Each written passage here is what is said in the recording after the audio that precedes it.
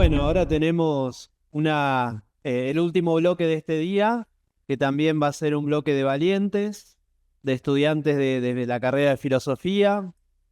Uno de los dos estudiantes, el estudiante Lautaro casi ya licenciado, así que estudiante avanzado.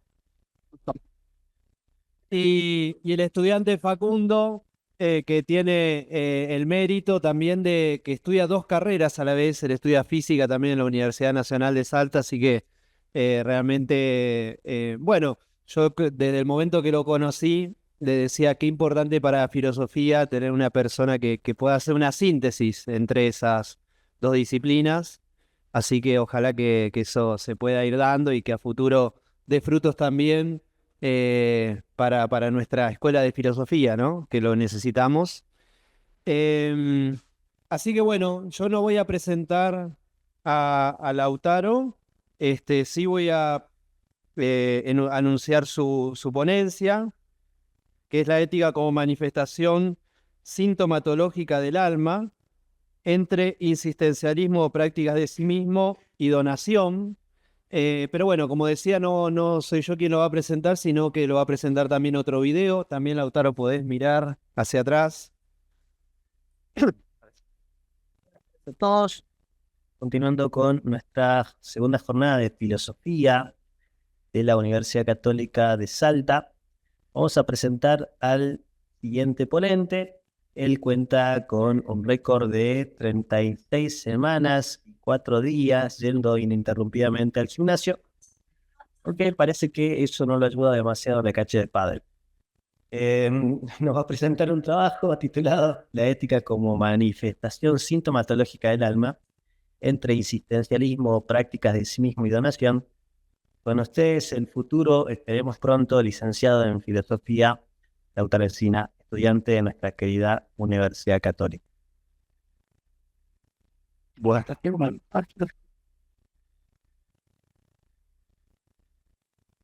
Bueno, muchas gracias. Qué responsabilidad, qué peso. Bien, este trabajo surge de una serie de reflexiones desde el año pasado sobre Platón y la cuestión del alma y el cuerpo. Bueno, bien sabido eso. Sobre todo de un diálogo que se llama el Cármides, donde plantea varias cuestiones, una cuestión gramatical, otra epistemológica, es decir, de conocimiento, pero uno de los temas que toca el diálogo, eh, que más importante me parece, es la cuestión de el alma y su relación con el cuerpo, cómo cuando el alma está enferma se manifiesta en el cuerpo y también lo que sucede en el cuerpo se manifiesta en el alma, ¿no? Por ahí, de manera rápida, seguro que muchos de ustedes leyeron el Cármides, es un joven que se le acerca a Sócrates para que le practique un ensalmo, un epodé, porque le dolía la cabeza. Y en el desarrollo se dan cuenta que el dolor de cabeza de este joven no es un dolor de cabeza, o sea, no es fisiológico, sino que el origen, si quiere, la etiología del dolor de cabeza, proviene de un mal moral. De ahí, bueno, sale una serie de reflexiones y, escribo este trabajo que está en proceso, en desarrollo. Después vendrá La venganza de Franco con las preguntas, donde planteo que la ética, lo que sucede en las prácticas éticas, es una manifestación de lo que sucede en el interior del individuo. Eh, Creo que por lo pronto no toco la palabra sujeto, pero sí individuo, que es un término propio de la antigüedad, ¿no? Y este trabajo propone que las prácticas sociales o la ética, como bien dije anteriormente, es la manifestación de dos procesos previos. Uno el conocimiento de sí, el otro práctica de sí, y la ética en la sociedad, en la polis, lo hemos tomado en este trabajo como donación de sí, ¿no? Son 3 pasos. Es un ensayo. Bien, comienzo.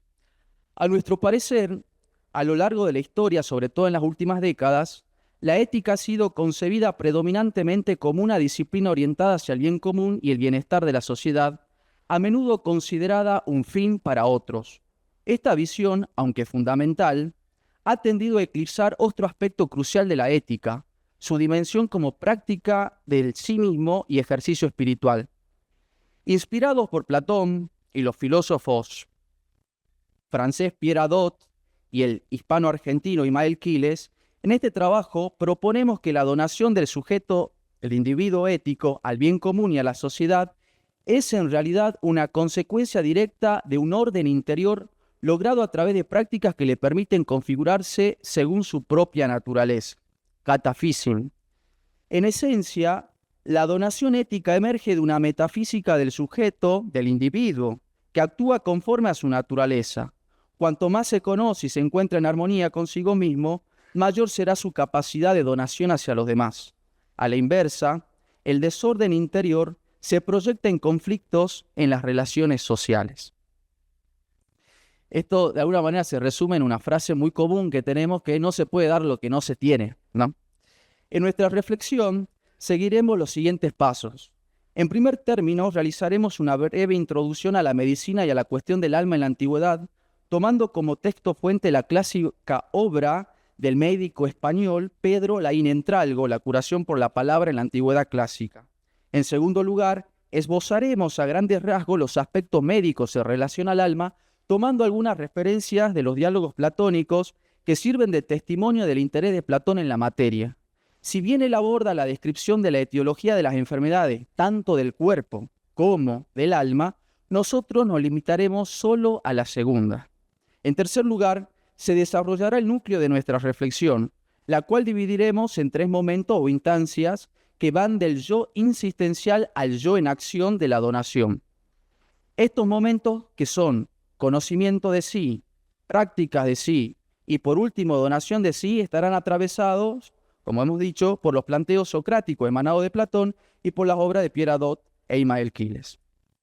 El fin de nuestra indagación surge de algunas preguntas como: ¿la acción ética del hombre es manifestación de lo que lleva dentro? ¿El accionar humano puede develar el estado del alma? ¿Hay enfermedades que comienzan por el alma y repercuten en el cuerpo, afectando todo el compuesto humano y a la inversa? Y por último, ¿la práctica de las virtudes tiene carácter terapéutico?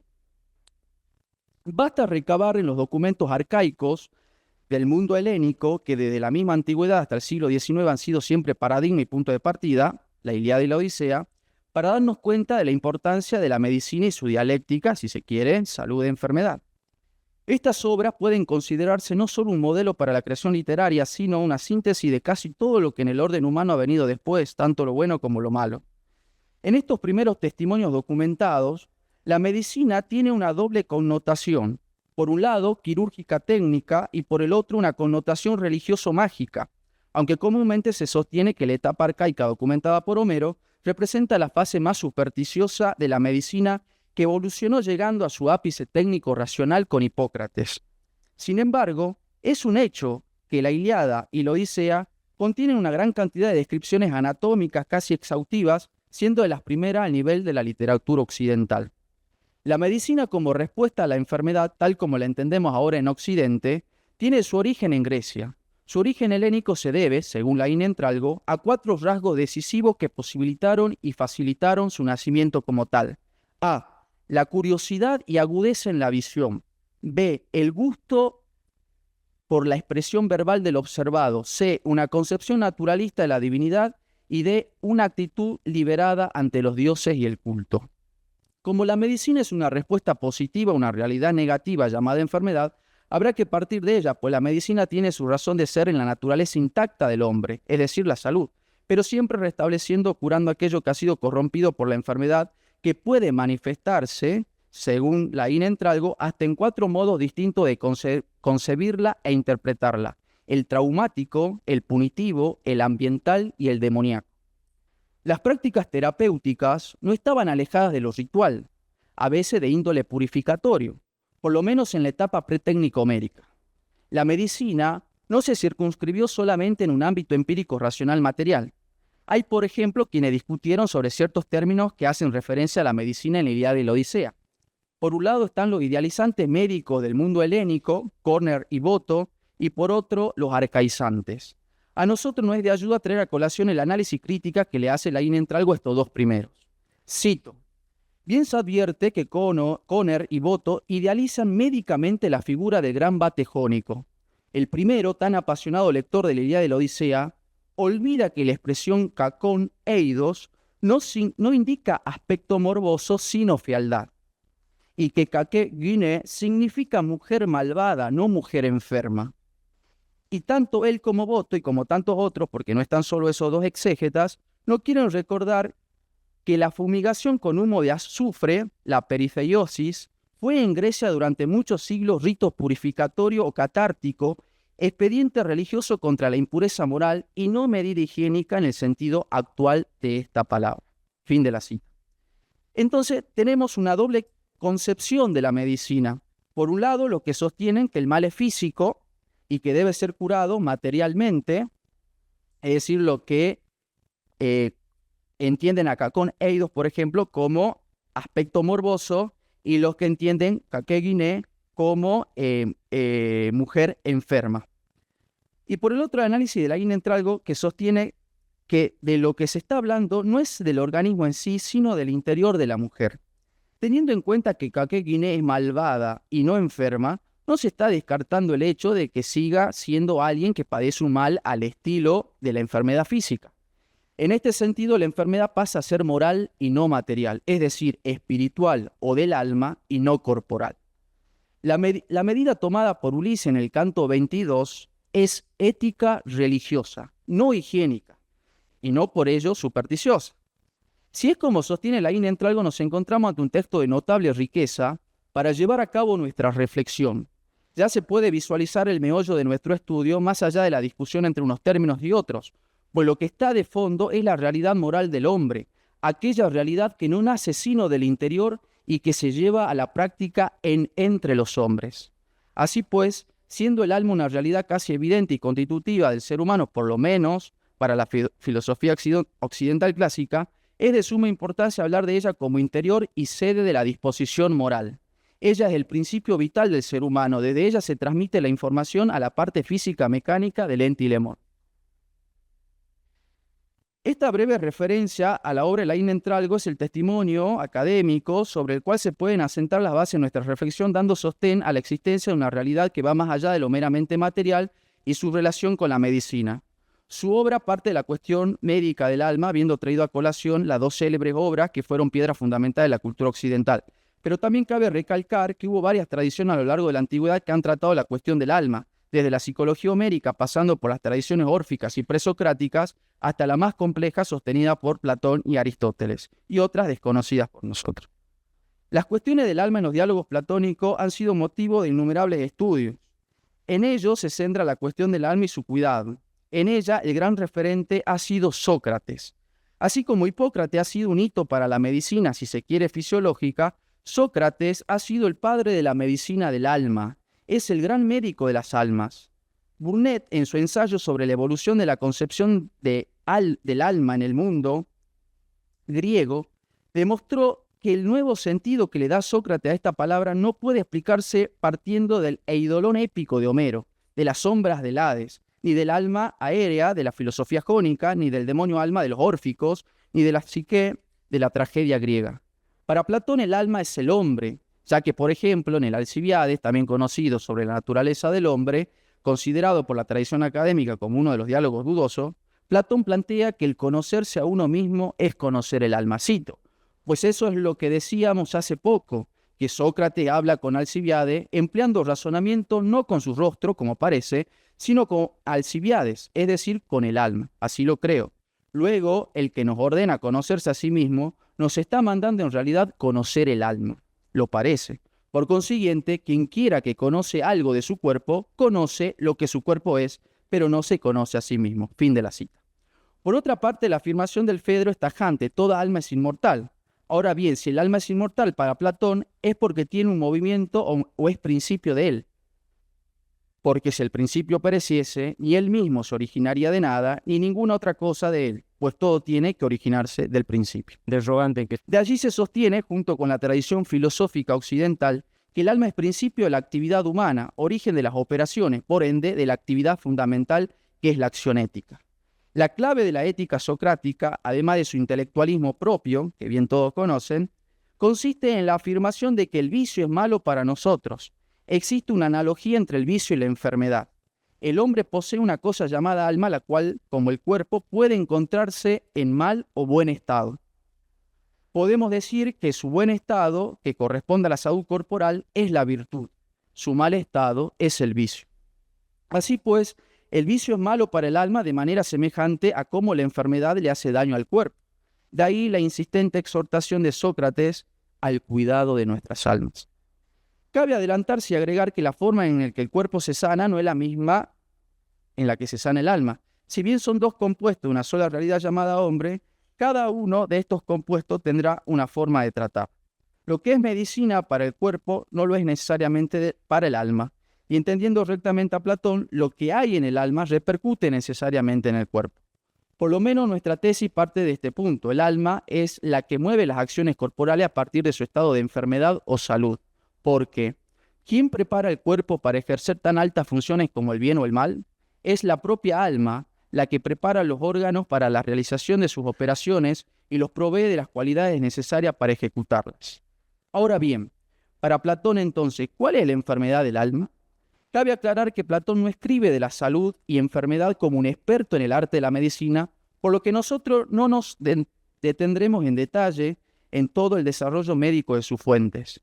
Si bien en el Timeo se distinguen las enfermedades del cuerpo y por otro las del alma, nosotros nos dedicaremos a abarcar las del alma en relación a la ética, es decir, cómo las enfermedades de esta afectan la disposición racional para actuar.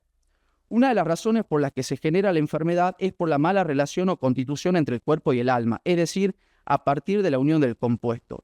Para Platón, en el Timeo, la enfermedad surge de un desorden o de una asimetría, dice él, entre el cuerpo y el alma. Por lo tanto, la forma de sanar o las terapias que se llevan a cabo para sanar tanto el cuerpo como el alma, tiene que consistir en devolver la armonía, el orden al compuesto. Según un estudio llevado a cabo por Arauz Vallejo en la antropología médico-cosmológica del Timeo de Platón, las nociones que se utilizan para definir las causas de las enfermedades son exceso, pleonesia, hipérbole, defecto, endeia, sentido inverso, anaplim, contranaturaleza, parafísin y asimetría, ametría. A estas se contraponen las nociones de orden, taxis, según naturaleza, catafísin, proporción, analogon y simetría, simetría. Platón denomina demencia, anoia, a la enfermedad del alma. Y en segundo lugar distingue dos géneros de demencia, la locura, manía, y la ignorancia, amacía. Al parecer, según el Timeo, las enfermedades del alma se producen a partir del estado del cuerpo, y podríamos agregar que algunas enfermedades del cuerpo son producidas por las del alma. El alma no es solamente el origen de algunas enfermedades del cuerpo, sino también los excesos del cuerpo son los que enferman el alma, por lo cual podemos decir que la ética no es solo manifestación sintomatológica del alma, sino que la calidad ética del alma también es manifestación sintomatológica del cuerpo. Cito: mientras las enfermedades del cuerpo suceden de la manera antedicha, las del alma, que son consecuencia del estado del cuerpo, se dan del siguiente modo.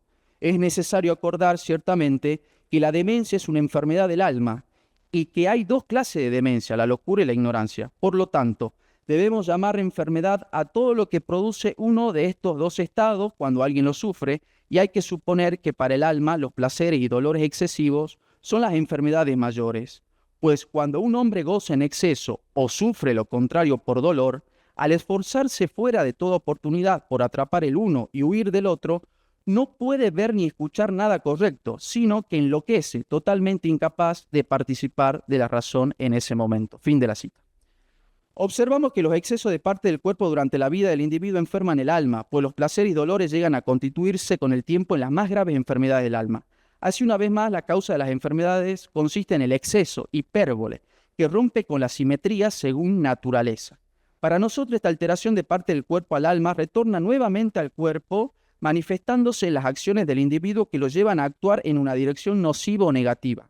Es decir, el exceso que se da en el cuerpo influye en la disposición racional que luego se vuelcan a las prácticas de la sociedad, aquellas que se dan en la polis con los otros. Por otra parte, un desorden en el alma también llega a enfermar el cuerpo. En el dinamismo del compuesto, aquello que no le viene de su propio cuerpo, sino del influjo de la educación o de los discursos que le influyen, llegan a perturbar o desviar su interioridad, disposición racional, haciéndola menos racional. Este desorden se comunica al funcionamiento y a las acciones corporales. La afectación de la racionalidad es el origen o la fuente en la caída de la calidad ética, personal y política. Si la ignorancia es causa de la enfermedad del alma, la mala educación es por ende un agente exterior que atenta contra su salud, porque atenta contra la verdad que es contraria a la ignorancia. Es decir, que el modo en cómo se enferma el alma es por un agente externo, que lo explica Platón, ya lo voy a citar, que es por medio de la mala educación, de los malos discursos, ¿no? Cito, el malo se hace tal por un mal estado del cuerpo o por una educación inadecuada, ya que para todos son estas cosas abominables y se vuelven tales de manera involuntaria. Y también en lo que concierne a los dolores, el alma recibe de la misma manera mucho daño a causa del cuerpo. Fin de la cita. Estas causas externas al individuo que influyen en él lo predisponen de alguna manera a llevar una vida de exceso que termina produciéndole múltiples enfermedades. Se puede decir que se trata de una consideración educativa y política, tanto de las ciudades, de las instituciones y discursos, como de las enseñanzas que se reciben desde la juventud. Es decir, de una mala educación y sociedades corruptas, solo se puede esperar la constitución de hombres malos, sujetos al exceso de placer, destinados a llevar una vida de enfermedades anímicas y corpóreas. La antropología que presenta Platón en el Timeo, a nuestro parecer, es integralista, pues su planteo se constituye sobre la base de una simetría entre el cuerpo y el alma. Se trata de un desarrollo que responde a la concepción del hombre como compuesto, to sinafoterón, y que concibe a la salud como el resultado del cuidado de la simetría, pues lo que sucede en el cuerpo repercute en el alma como los excesos, y lo que sucede en el alma repercute en el cuerpo como la mala educación y los discursos malvados. Ahora bien, ¿cómo cuidar la simetría del individuo a fin de poder donarse a sí mismo a los otros desde y a través de las prácticas morales? La consideración clásica de la ética deja de lado al individuo por bajo la polis. ¿Qué relación tiene el individuo mismo con las prácticas que se llevan a cabo en la sociedad? Primero, creo que aquí viene la parte más importante. Primero cabe decir que, volviendo sobre nuestra afirmación del comienzo, si bien la ética platónica es una práctica en relación con los otros y en vista al bien de la polis, esto no significa que está ausente la ética como práctica del individuo. Aristóteles, junto con Platón, por ejemplo, ha sostenido que el bien de la polis está por sobre el bien del individuo. Cito, pues aunque el bien del individuo y el de la ciudad sean el mismo, es evidente que será mucho más grande y más perfecto alcanzar y preservar el de la ciudad, porque ciertamente ya es apetecible procurarlo para uno solo, pero es más hermoso y divino para un pueblo y para las ciudades. Fin de la cita. Es decir, que en la tradición, tanto en Platón como Aristóteles influenciado por Platón y después la tradición helénica, consideran que el individuo está al servicio y está ordenado a la polis y no la polis al individuo. Y vamos a ver de dónde viene esto. Claramente se puede apreciar aquí una destinación teleológica de la ética a la política y la intervención determinante de la doctrina platónica que dio forma paradigmática a la concepción típicamente helénica que solo lograba entender al hombre en su calidad de ciudadano, situando a la ciudad por encima de la familia y del individuo singular. Es decir, el individuo existía en función de la ciudad y no éste en función de aquel. Con respecto a esto último, Werner Jäger, en su clásica obra Paideia, cuando habla del arete, hace alusión a que el origen social de esta consistía en los himnos homéricos, cuando el bien se realizaba para ser visto por todos, es decir, por el honor, pues sostiene que el hombre homérico adquiere exclusivamente conciencia de su valor por el reconocimiento de la sociedad. Sin embargo, en esa misma línea reconoce que tradiciones filosóficas posteriores consideran al individuo y las prácticas virtuosas independientemente del reconocimiento social. Bien, sin embargo, según nuestro planteo, hay dos momentos éticos previos al compromiso con la polis que tienen por centro al individuo. Estos momentos son conocimiento de sí, prácticas o ejercicio de sí y, por último, propiamente la instancia social que la consideramos en este ensayo como donación de sí. Piradot ha mostrado que hay una instancia de protagonismo en el nivel propio del individuo. Si se tiene en cuenta con detalle el corpus platonicum, nos daremos cuenta que Platón no piensa que el arte político el arte político esté simplemente determinado por la idea de comunidad que excluye al individuo y su vida privada. En lo que puede considerarse como la primera exposición en forma de la filosofía política platónica, en el Gorgias, se anticipa una definición de la política cuya característica más sorprendente es que en ella no se menciona la ciudad como tal, sino el alma. Cito: veamos pues, voy a aclararte, si puedo, lo que pienso con una exposición seguida. Digo que, puesto que son dos los objetos, hay dos artes que corresponden una al cuerpo y otra al alma. Llamo política a la que se refiere al alma, pero no puedo definir con un solo nombre a la que se refiere al cuerpo. Y aunque el cuidado del cuerpo es uno, lo divido en dos partes, la gimnasia y la medicina. En la política corresponden la legislación a la gimnasia y la justicia a la medicina. Fin de la cita. Es evidente que esta afirmación de Platón está en perfecta conformidad con las ambiciones propiamente políticas de la refutación socrática, entendida esta como cuidado o terapia del alma. Adot sostiene que con Sócrates la filosofía empieza a considerar al individuo como centro de la reflexión, en cuanto que Sócrates lleva a sus interlocutores a examinarse, a tomar conciencia de sí mismos. El filósofo atosiga a sus interlocutores con preguntas que los cuestionan, que los obliga a poner la atención y cuidado en ellos mismos.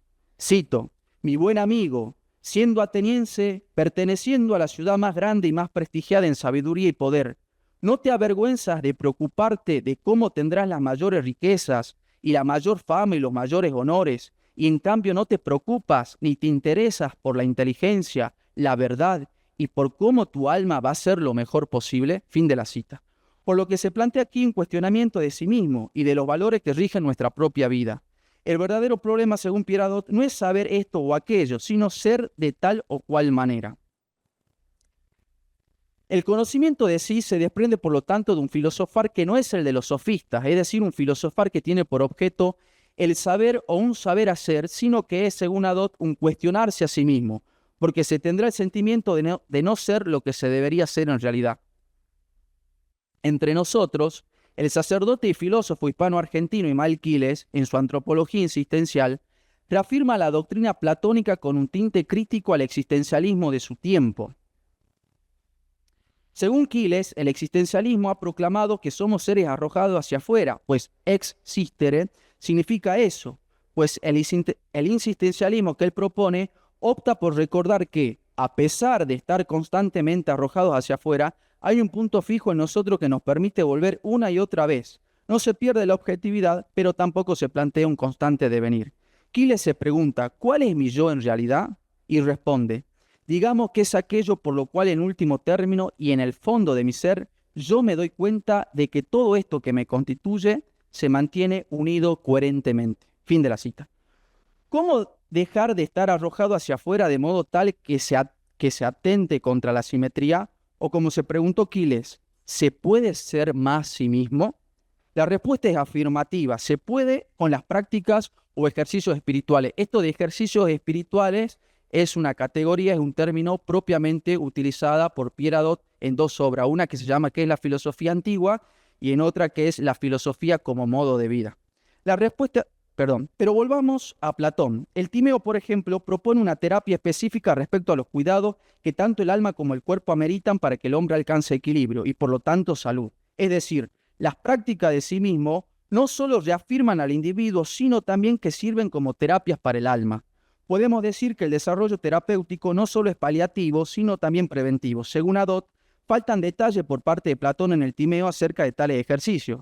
Pero Arauz Vallejo sostiene que, si bien Platón se limita a decir muy poco acerca de los cuidados que amerita el alma, sin embargo, algunas indicaciones allí señalan cuáles son los remedios con los que cuenta el alma humana, a los que Hadot llama ejercicios espirituales. Se trata, en resumen, de la filosofía misma, es decir, la sabiduría como forma de vida, la astronomía y la música. Es decir, que lo que cura es lo más bello y mejor, pues en esos elementos se puede encontrar la armonía, la simetría, porque tanto la música como la astronomía proveen un conocimiento cuyo aprendizaje cuidadoso de las armonías y de las revoluciones del universo consiguen enderezar las revoluciones de la cabeza que fueron destruidas durante nuestro nacimiento. Fin de la cita. Pero el cultivo de estas disciplinas intelectuales no basta, pues como hemos visto hay un integralismo en la antropología del Timeo. No basta la música y la astronomía, También es de suma importancia ejercitar el cuerpo a través de la gimnasia, por ejemplo, ya que el movimiento es identificado por Platón como terapia fundamental, contrariamente al reposo, que es, según él, causa de la enfermedad. Bien. Si la mala educación corrompe y enferma el alma, la terapia para ella será la filosofía, la astronomía y la música. Entendemos que aquí emerge la prioridad de la filosofía ejercida dialógicamente con buenos discursos compartidos, entre amigos, entre maestros, entre profesores. Es decir, que por medio del diálogo, con fundamento entre amigos, maestros y discípulos, es posible sanar el alma. Este ejercicio, que es un ejercicio del sí mismo, es a su vez un ejercicio que se hace con otro, por lo que en el mismo diálogo hay una donación. En el Fedro, Platón hablará de sembrar los espíritus. Cito: más excelente es ocuparse con seriedad de esas cosas, cuando alguien, haciendo uso de la dialéctica y buscando un alma adecuada, planta y siembra palabras con fundamento, capaces de ayudarse a sí mismas y a quienes las planta, y que no son estériles, sino portadoras de simientes de las que surgen otras palabras, que en otros caracteres son canales por donde se transmite en todo tiempo esa semilla inmortal que da felicidad. Fin de la cita. Voy terminando. El conocimiento de sí, que se refuerza con el cuidado de sí a través de los ejercicios espirituales, pasa a la instancia de cuidado a los otros, que se da en el diálogo virtuoso, que a la vez es donación, en tanto que lo que cultiva el sujeto para sí lo da para los demás. Cito: si por otra parte digo que el mayor bien para un hombre es precisamente este, tener conversaciones cada día más cerca de la virtud, más acerca de la virtud y de los otros temas de los que vosotros me habéis oído dialogar, cuando me examinaba a mí mismo y a otros, y si digo que una vida sin examen no tiene objeto vivirla para el hombre, me creéis aún menos. Fin de la cita. En principio, el llamado a conocerse a sí mismo y a practicar el cuidado de sí puede interpretarse como contrario a la convivencia social, en cuanto que parece ser una ruptura radical con la vida cotidiana, con la costumbre y la vida común. Pero es necesario decir que el cuidado de sí no se opone al de la ciudad, al contrario.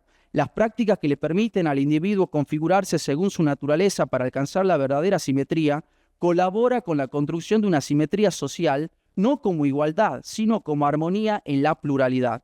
Según Adot, en la Apología de Sócrates y en el Critón, lo que Sócrates proclama como su deber, como aquello a lo que debe sacrificar todo hasta su propia vida, es su leal obediencia a las leyes de la ciudad. Platón habla propiamente de donación. Además del cuidado de sí, plantea propiamente el cuidado de los otros.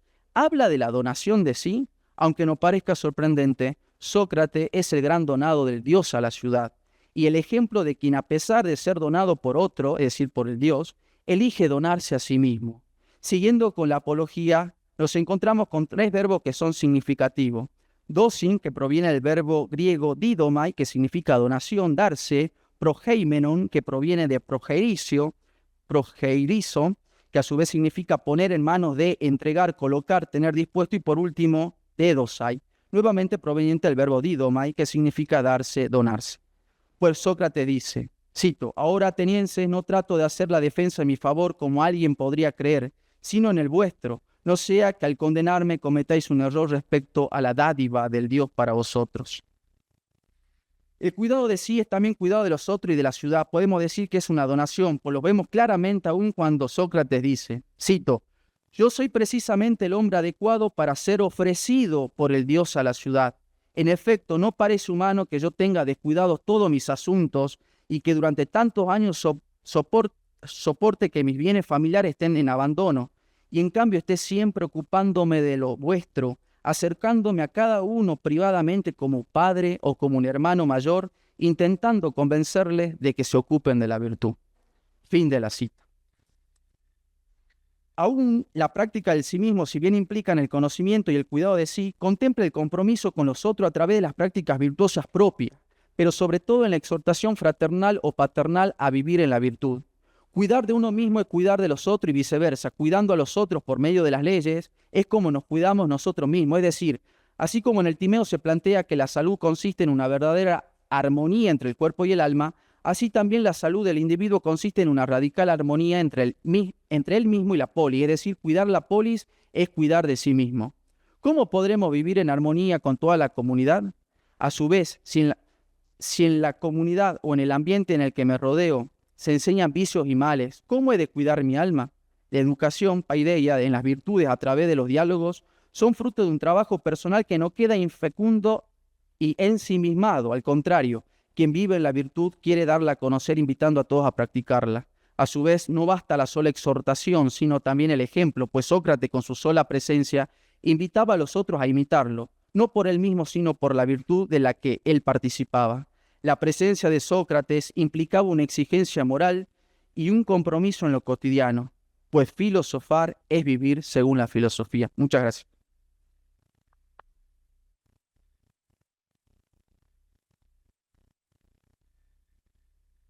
Muchas gracias, Lautaro. Te espero un batallón de preguntas, así que comencemos. ¿Cómo estás, Lautaro? ¿Todo bien? Bueno, voy a intentar ser rápido, porque bueno, nos pasamos un poquito de tiempo. Perdón. No, no, mentira. No, te quiero agradecer primero porque con tu ponencia, con tu escrito, con tu estudio, propones un nuevo modo de ver la filosofía. Un nuevo no. Retomás un modo de ver la filosofía que se perdió por la academia a lo largo de los siglos. Y tengo, bueno, acá un par de preguntitas.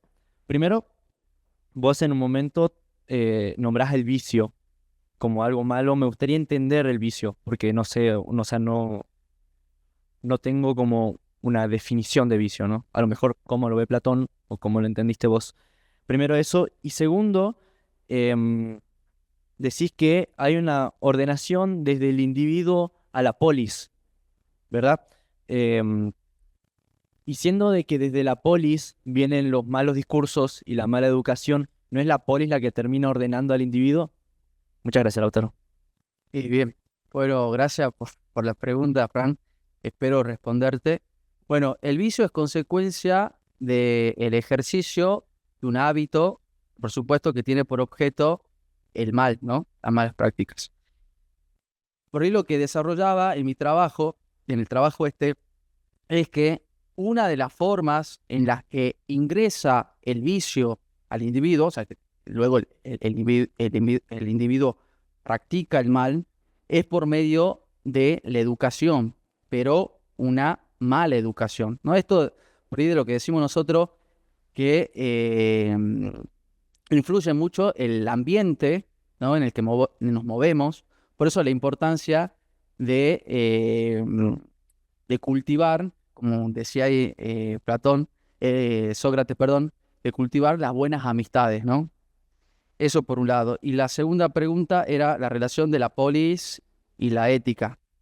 Bueno, en principio, bueno, ahí hay un problema. Por ahí la profesora de Moderna tal vez no nos pueda colaborar en eso, pero en la modernidad parece ser que hay una ruptura entre la ética y la política, es decir, como que la ética va por un lado y la política va por el otro. No sé si un referente llega a ser Maquiavelo, pero es como que van por lados distintos, tienen puntos en común, ¿no? Para Platón y para Aristóteles no es así, ¿no? Pero sí la ética, o sea, las prácticas del individuo tienen un fin, o sea, tienen una teleología en la política, ¿no? O sea, ¿qué es mejor, el bien del individuo o el de la polis? Bueno, es más hermoso, dice, me equivoco, el bien de la polis, ¿no?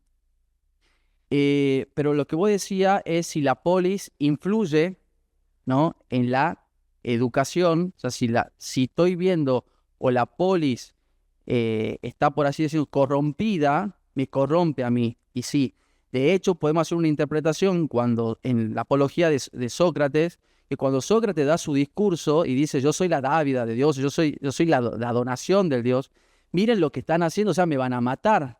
¿No? Yo creo que en el fondo lo que está diciendo Sócrates es decir, se están perdiendo la posibilidad de mejorar como ciudadanos, ¿no? Porque Sócrates es el don, ¿no? No solo que es donación del Dios, como dice él, sino que él también se dona, ¿no? Porque ahí hemos visto que dice, dejé de lado mis asuntos, mis bienes, todo por dedicarme a ustedes, por acercarme a cada uno de manera individual y decirles que practiquen la virtud, ¿no? O sea, hay una obra, no sé si es de un francés, pero una obra muy conocida que relaciona a Sócrates con Jesús, ¿no? Toda una relación de eso, ¿no?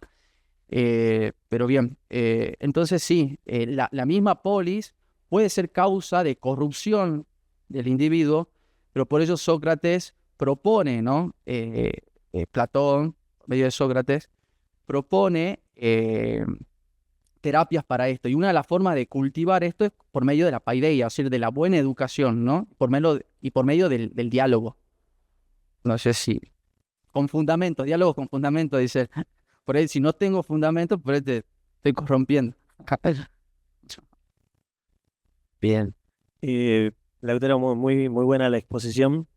Yo quería aportarte y a la vez preguntarte, porque va en los dos sentidos, si en las consideraciones que hace Quiles o la Stralgo están pensando también los textos hesiódicos y la poesía nómica. ¿Por qué lo digo? Porque en la primera consideración, al menos lo que yo entendí, es que vos distinguías muy bien entre esta curación del cuerpo y la curación del alma, ¿no? Y de alguna manera la beta socrático-platónica asiste a la curación del alma, sobre todo entendiendo en Sócrates una curación moral, ¿no? Mientras que hay registros, a mi modo de ver, digamos, mientras iba hablando me aparecían a mí en la mente, de otro tipo de curación del alma, que era una curación de los sentimientos, ¿no? Traigo a colación dos nada más. Uno es el don de la palabra, justamente, ¿no? Que aparece en Hesíodo. Hesíodo dice que el poeta ha recibido el don de la palabra, y de alguna manera hace que cuando nos sentamos tristes nos distraiga, ¿no? Entonces nos pone a hablar de los viajes de Odiseo y ya está, ya se me pasó la tristeza. Y la otra es el don del vino, ¿no? Los poetas nómicos, Alceo, por ejemplo, se me viene a la mente también, de vuelta.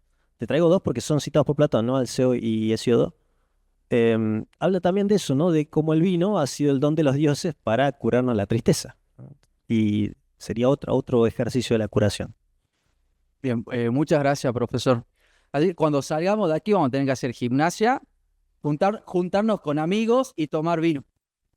No, es terapia para el alma. Bien, muchas gracias por su aporte, profesor. Y sí, es central, capaz que no quedó claro en el trabajo porque empecé un poco a leer a las corridas, pero el logo como logo terapéuticos, ¿no? Es decir, el logo como terapia, ¿no? Como terapia. De hecho, cuando él dice que las formas de tratar las enfermedades del alma se dan repito, por la filosofía, por la astronomía y por la música. ¿Por qué? Porque ¿qué tienen en común las tres? La armonía. En el caso de la filosofía, lo que se busca es la armonía por medio del diálogo que llega a una unidad que se le puede decir, la podemos llamar como verdad, ¿no? Por eso vuelvo a repetir esto de lo que cura o lo que es terapia es tener un diálogo con los amigos, pero diálogos con fundamento, es decir, no hablar por hablar ni decir cualquier cosa, sino ¿no? Compartir con fundamento. Lo del vino, bueno, no lo sabía, está muy bueno, ya lo vamos a buscar, muchas gracias. Nunca tomó vino, Lautaro. No.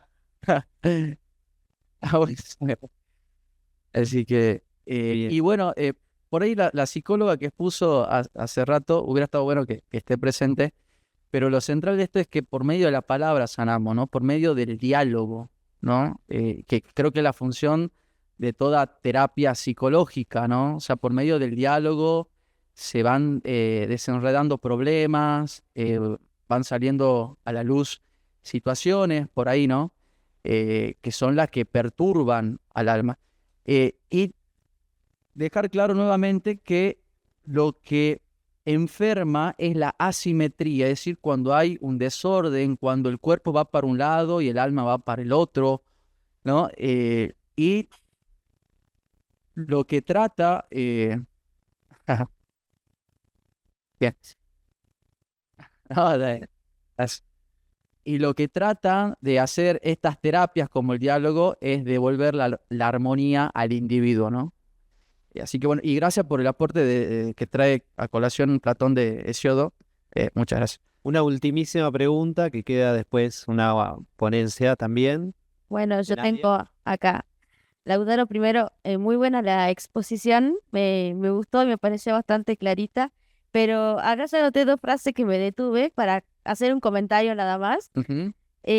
Por ejemplo, vos dijiste, si no me equivoco, que el movimiento es terapia fundamental y dice que el reposo es causa de enfermedad. Bueno, esa frase me hizo ruido porque también me hizo acordar cuando una vez tuve clases con el profesor Bernabé, él nos hizo referencia a esta frase y nos dijo lo importante que es de pronto tomarla, digamos, analizarla, nos decía él, y bueno, por eso me hizo ruido porque es la segunda vez que la escuchaba. Y bueno, él ahí de paso me metió un chiste, dijo, por eso les dejo muchos textos para leer.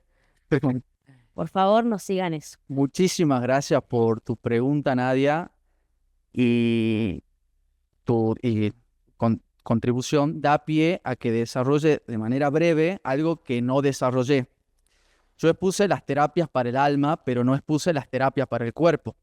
Propiamente, para Platón, la enfermedad del cuerpo surge del reposo, ¿no? Entonces, por lo tanto, la terapia para el cuerpo va a ser la kínesis, ¿no? Es decir, el movimiento.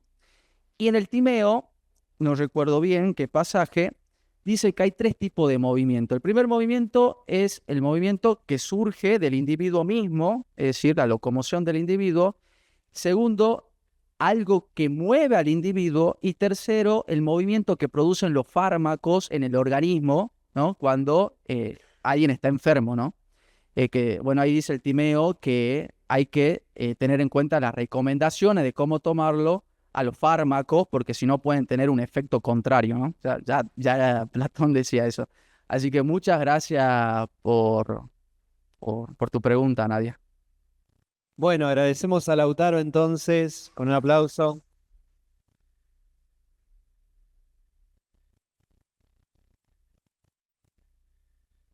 Muy bien, muchas gracias. Y bueno, vamos a invitar a Facundo que se acerque también. Ah, le voy a entregar su certificado.